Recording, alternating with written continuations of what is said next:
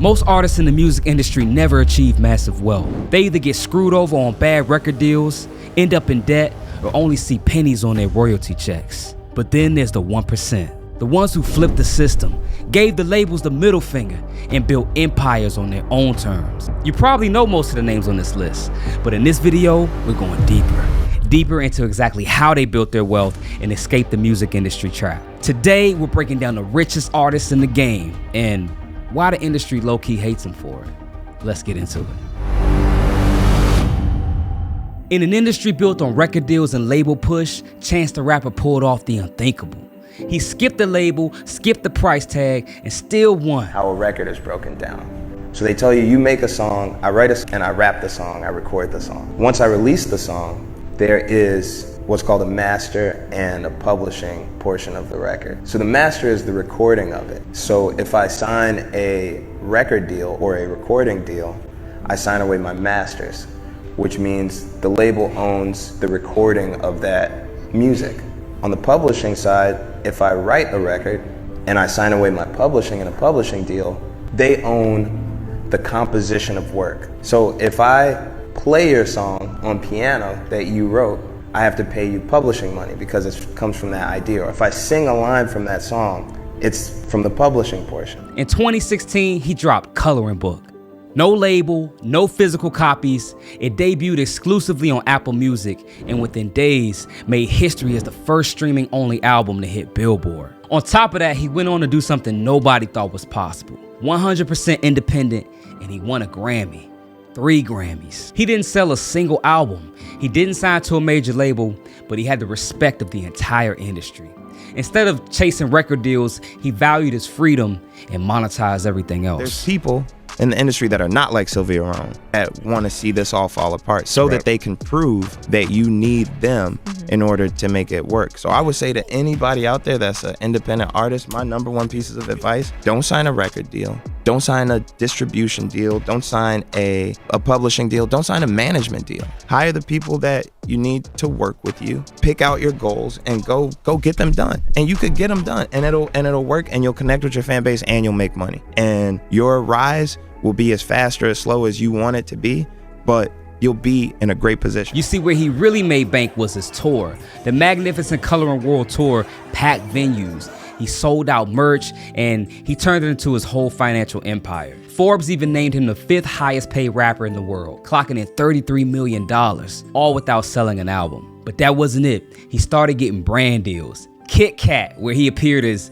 Chance the Rapper. He starred in a Super Bowl commercial for Doritos. He cut checks with Nike, H&M, and even Apple gave him $500 million for the exclusive release. Chance is a clear example that you don't need a label if you work hard, make music people love, and own it. Now, they all tried to sign him. The labels tried to sign him. Kanye tried to sign him. Everybody wanted a piece. But Chance made it loud and clear in his song No Problem. If one more label try to stop me, it's gonna be some dreadhead niggas in the lobby. If one more label try to stop me. Now, for those who don't get that line, he's basically saying that if one more label tries to disrupt what I have going on, I'm gonna bring my friends from my old neighborhood. They have dreadlocks, and we're gonna come to the offices of the record label and cause a disturbance. But I digress. But even as his bank account grew, he always stayed true to himself. He valued faith, community, and independence, all while being worth $25 million. The best thing I would say for independent artists is continue to create, grow, and cultivate your fan base. And yeah, he had managers and industry connections. He had to play the game a little bit, but he never signed his rights away. Chance the Rapper proved the old model was broken. He built a career without a label. He won Grammys without the traditional sales model. He toured the world on his own terms, and even got love from Barack Obama, who named Acid Rap one of his favorite albums. He beat the system all while having a smile on his face and laughing in the face to the labels that wanted a piece of what he built. Now, I think we all can agree Jay-Z doesn't need any introduction. Rising up from Brooklyn's Marcy Projects, he's now worth around $2.5 billion. According to Forbes, Hove is officially the first hip-hop artist to become a billionaire, and it's all thanks to his many business endeavors. But how did a rapper from the streets become one of the richest people in the music industry? You see, Jay didn't just drop hits. He made strategic business moves in fashion, tech, sports, and luxury.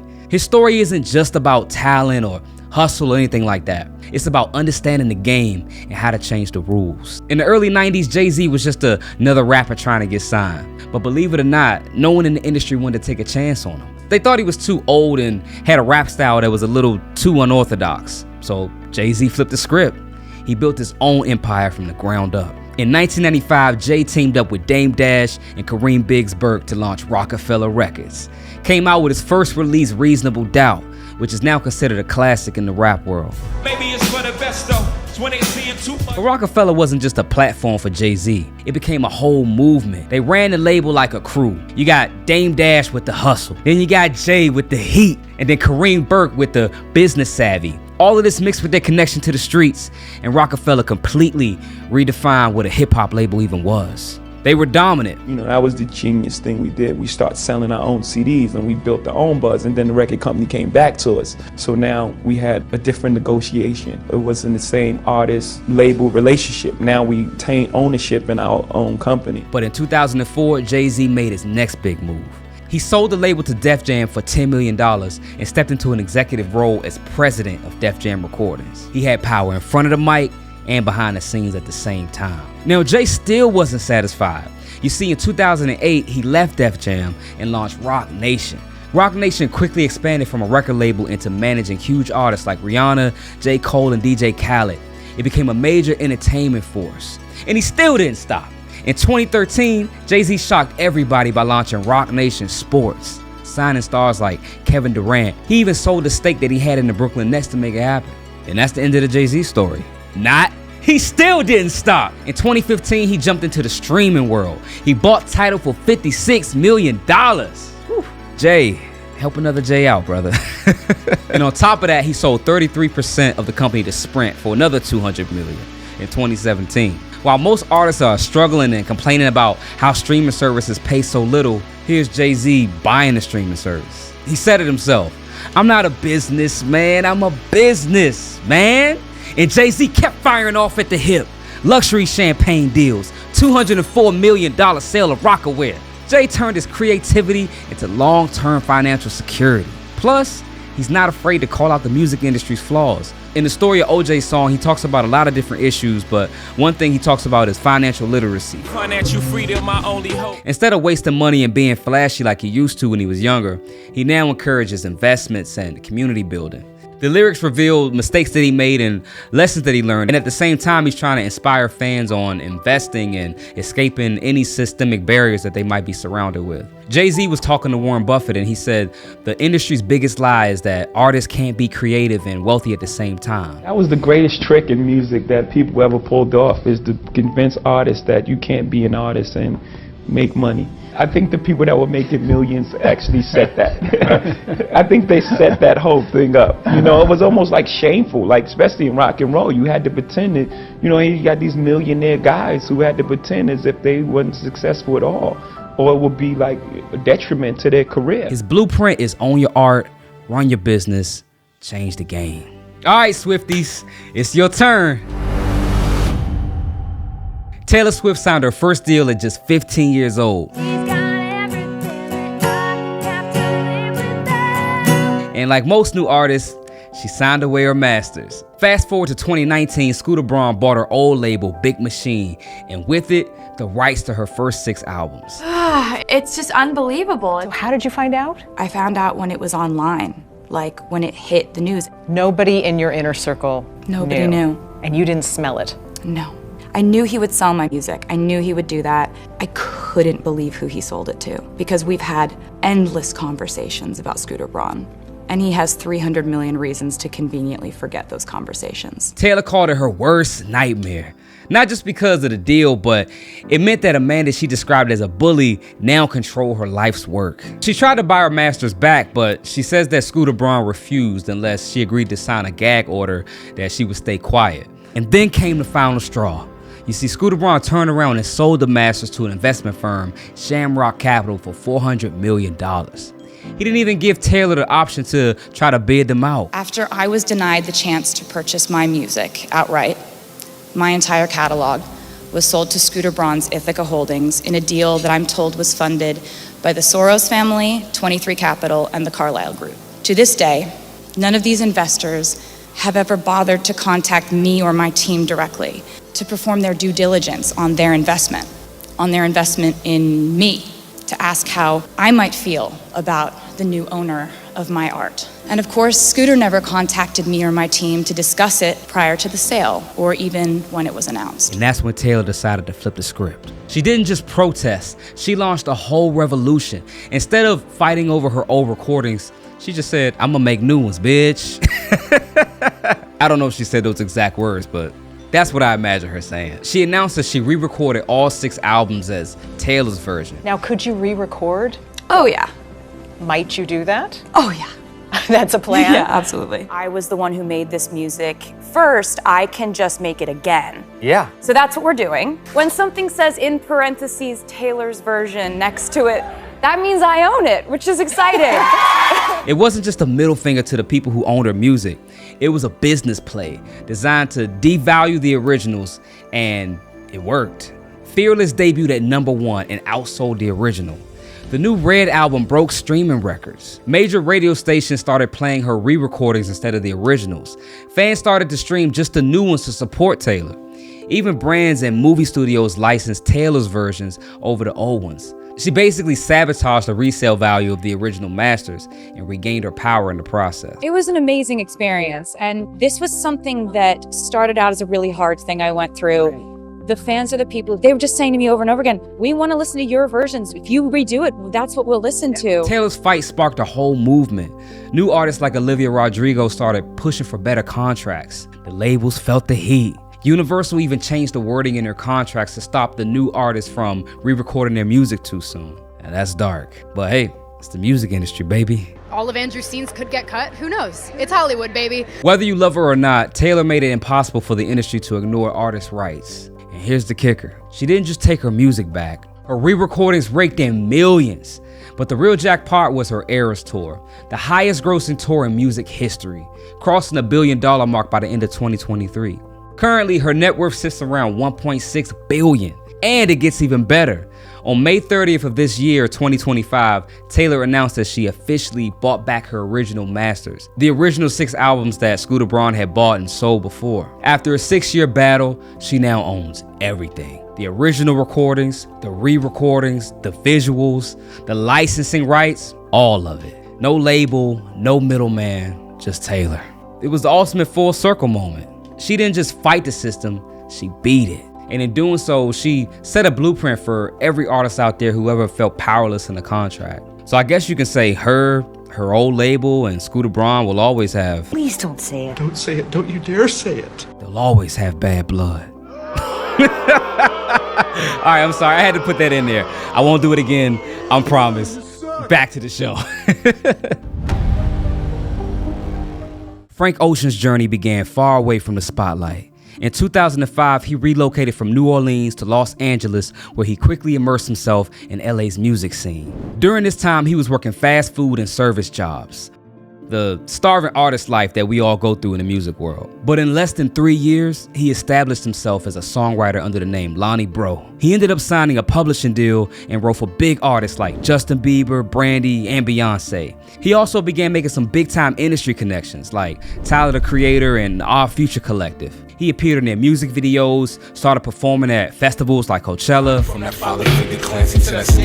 But his big moment came in 2000 when he met music producer Tricky Stewart, who helped him get a deal with Def Jam Recordings. But not long after that, his relationship with Def Jam got real sour. You see, he felt rejected by the label, so Frank took things into his own hand. All by himself, without the label's help, he released the mixtape Nostalgia Ultra in 2011. The project exploded.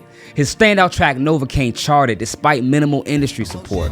I was in the car and my husband was playing this music, and this guy's tone and his lyrics just touched me. And after one song, I said, okay, who is that? Because I want them on a flight tonight. And he told me it was Frank Ocean. And I immediately reached out, and he came in the next day and we did like 5 or 6 songs. And he is just so humble, such a nice person, really, really talented, very fast. He just has so many ideas, and it's great because he's an artist, and I can't wait for everyone to hear him because he's just the truth. With the massive buzz around Nostalgia Ultra, Frank Ocean gained significant leverage. You see, Def Jam got in line real fast. They offered full support of his debut album, Channel Orange, which debuted at #2 on the Billboard charts. Channel Orange brought massive success, but just like most record deals, he had to pay back his advance to Def Jam. However, little did they know, Frank was already planning his escape. By 2016, he still owed Def Jam one more album, but instead of giving him his highly anticipated second project, Frank came up with a master plan. It was a plan that completely flipped the industry on his head. You see, he dropped the Apple exclusive visual album, Endless. It was a video that featured his music while showing Frank building a staircase. But just 24 hours after that, Frank shocked everybody and dropped his real project, Blonde. The release was kept completely secret. He only carried copies on hard drives and didn't even tell Apple executives until the last minute to avoid leaks. Blonde immediately became a massive success with no label to take profits. He had a deal and he didn't put out an album in 4 years. And with his deal, he literally figured out how to get 20 million from Lucien Grange, drop his deal, figure out how to make the funds apply to a whole nother album, give him a bullshit album, get out his deal all in one round. That man figured out how to finesse the record industry, and people don't talk about that. It took that man 2 years to do that shit. And then Blonde, he already got a $20 million check from Apple from that shit, which and he didn't have to give any of that shit back to the label because he was already out his deal once he gave them Endless. Since 2016, already up 20 M. Frank went from earning about only 14 to 17% royalty to about 70% of all the revenue, multiplying his earnings overnight. Frank said himself that the Endless visual album was the final move in a 7-year chess game with Def Jam just to get out of his contract. But this chess move angered Def Jam and their parent company, Universal Music Group. They placed an immediate ban on all streaming exclusives. The executives, they felt betrayed. How dare Frank do this to us? But the creative community applauded Frank. They got behind his back and celebrated his independence. And by 2023, he became the most streamed independent artist on Spotify. Over 14 billion streams. Frank didn't just outsmart the major label, he changed the game, proving artists can maintain full control and still achieve massive success. His label heist remains legendary, influencing how artists negotiate their deals and inspiring a whole new wave of independence in the music industry. Before she was a billionaire, Rihanna was just an average 15-year-old girl from Barbados. She was discovered by a producer named Evan Rogers. Evan was on vacation when he noticed Rihanna while she was performing with a local girl group. He was so impressed with her that he invited her back to New York City to record some demos. Those early demos made it to Def Jam, where Jay-Z heard an early version upon the replay and invited her to audition. She walked into the office, sang a Whitney Houston ballad, and then a hero comes along, and left at 3 a.m. with a contract. Now I'm sure you know how the story goes. She dropped Pawn the Replay, she became a megastar, Umbrella came out. It was insanity. But what's crazy is they had her on an album a year pace, a crazy pace for any artist. But just like almost every other industry story, she didn't own her masters, at least not yet. After her 2016 album Anti, she made a move nobody saw coming. She stopped releasing music altogether. No new singles, no tour, no album. Fans kept asking, where's the next Rihanna project? But her answer was already in motion. It just wasn't in the studio. Rewinding back to 2014, Rihanna made a power move.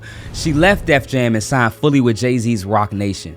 But this wasn't just a change in management. You see, behind the scenes, Rihanna negotiated ownership of her earlier masters. This set a precedent at the time because most artists have to either buy their masters back or legally fight for them, but she used her leverage to regain control. Now, what happens next is pretty crazy because you see, some artists actually do write some of their music, like Taylor Swift. Those artists tend to get bigger royalty splits. But because Rihanna didn't really write her own music, she usually had big teams of people working on her albums. So Rihanna decided to make most of her money a different way.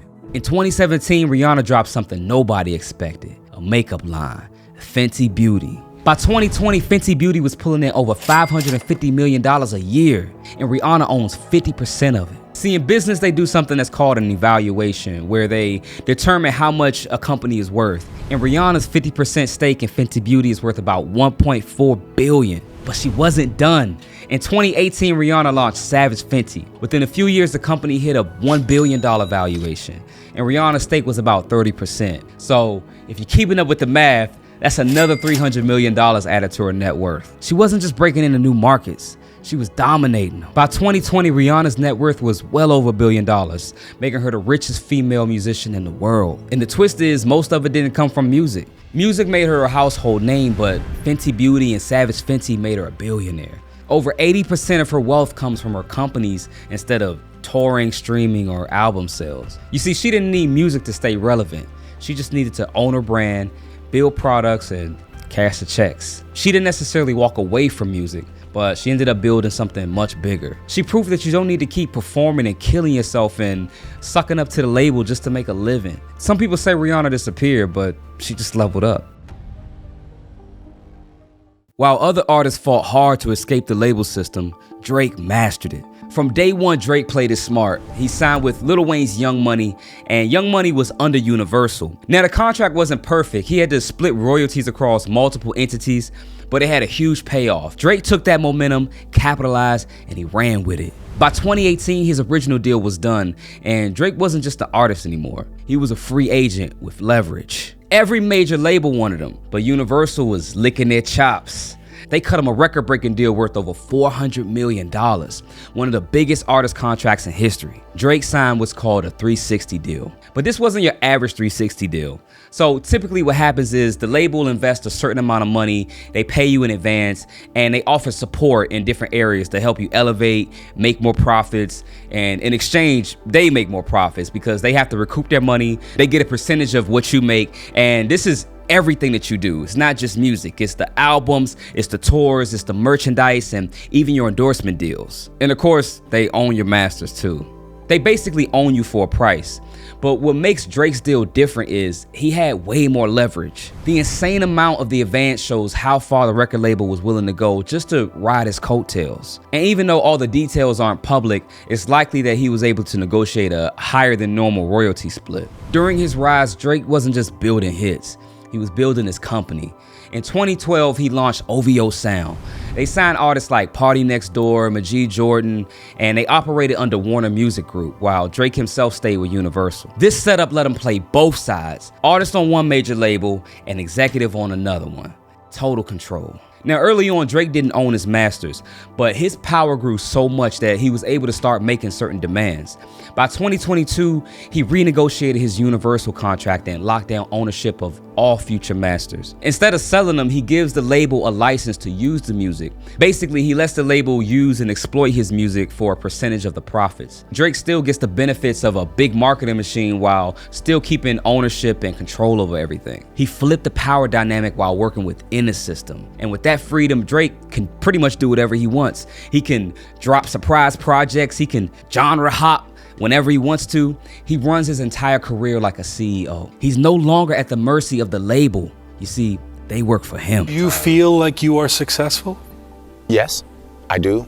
I always want more. I think less than the dollar value, it's just more about the idea of growth and business mindset. I mean, honestly, he's the engine that keeps the industry running. And whether they like it or not, the labels know it. He's partnered with Nike, Apple Music, Beats by Dre, Sprite. And some people say he lost the beef battle to Kendrick, but you gotta admit, Drake's business moves are unmatched right now in the rap game. Around the time Destiny's Child was taking a break in 2001, Beyonce signed a 3-album solo contract with Columbia Records. She got a $1.5 million advance, and it's no secret that Beyonce went on to be one of the greatest artists of all time. But what's even more interesting is how she handled her business. She started negotiating higher royalties and executive producer status on her albums and her videos. And by 2010, she had seen enough of Hollywood and understood enough of label economics to know she wanted to take things into her own hands. You see, she wanted something that's called vertical integration. It's when a company takes full control of every step of the process. They take control over the production and the sales instead of relying on middlemen and others to do the job for you. To accomplish this, she started Parkwood Entertainment, her own all-in-one empire. Music, tours, films, fashion, marketing. Beyonce controls it all. Beyonce don't answer to no label. She is the label. What, nigga? I am your manager. What's up? You're the manager? That's right. How are you? You done. That's it. Your job is done, nigga. Get out. The turning point came in 2011 when she parted ways with her manager, aka her father. It wasn't just a family decision, it was more of a business move because from that moment on, Beyonce managed herself. It gave her full control and complete financial power over everything she was doing. In 2013, she proved just how powerful she was because with zero promo, zero warning, she dropped her self-titled visual album on iTunes. No rollout, no radio push or anything like that, just Beyonce.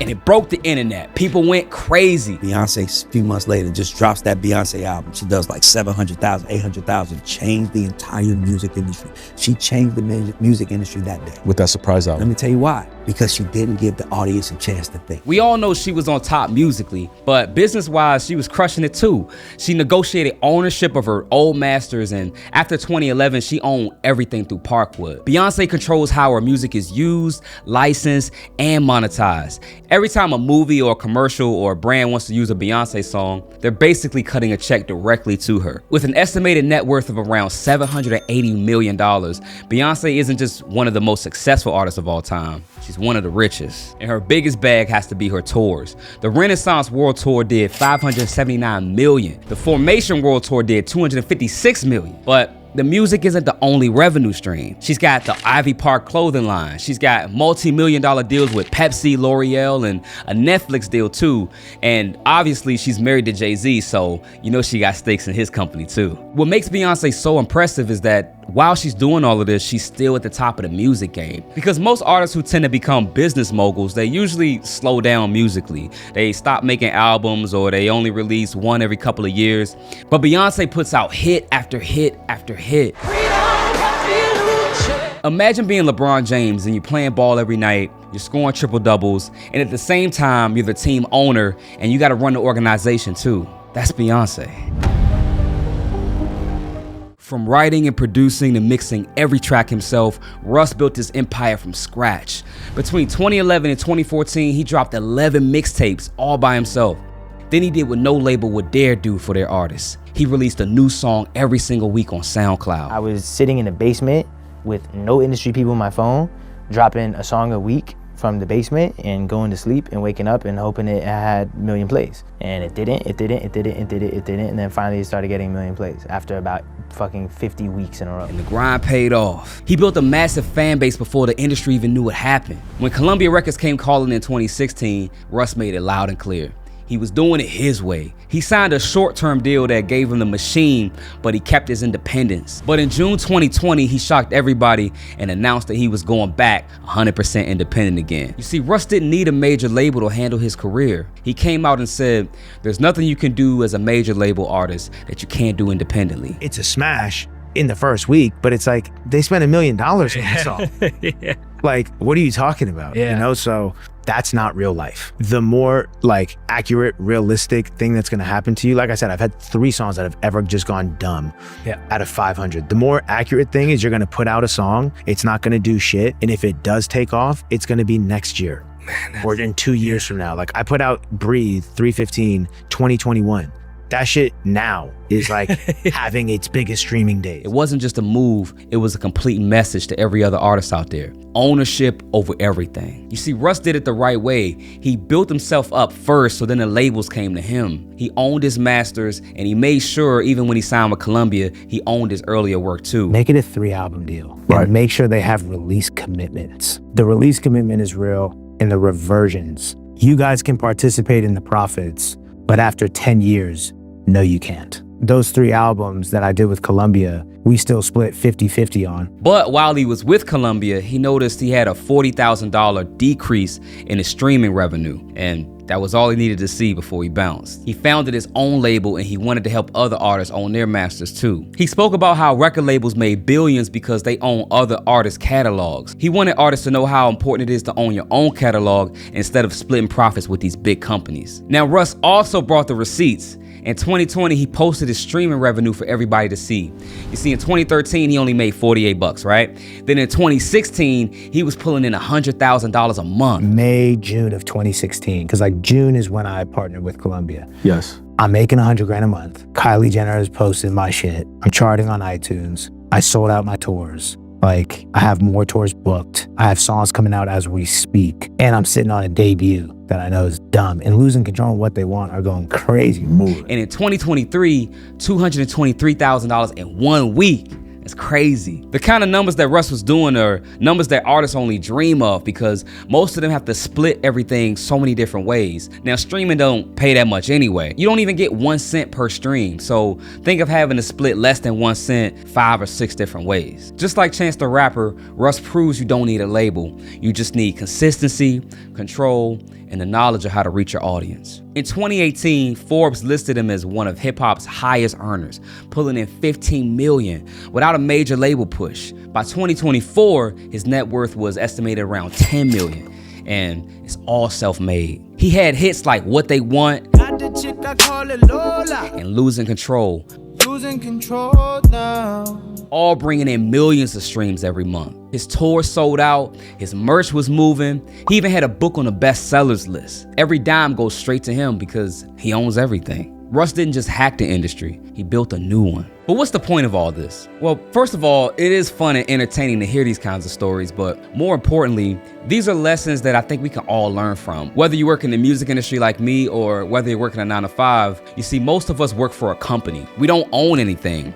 We work hard and we hustle just to have a piece of the pie. Now, we can't all go out and start Rockefeller Records, but what we can do is start doing things like investing and starting a small business and just try to get some ownership. Now, I'm sure you heard all the cliches of get into real estate, get into the stock market, which you should do that. But I think the lesson from the artist in this video is build your brand, and that way you can monetize yourself. Let me give you an example. Let's say you work at McDonald's, right? You can use the Beyonce method. What you can do is learn everything you need to know about fast food service, and you can take that and then you can leverage it. You can start your own social media show where you review burgers, or you can get really good at cooking and start a show like McDonald's employee makes 5-star meal. Then down the road, you can start your own sauce company, open your own restaurant.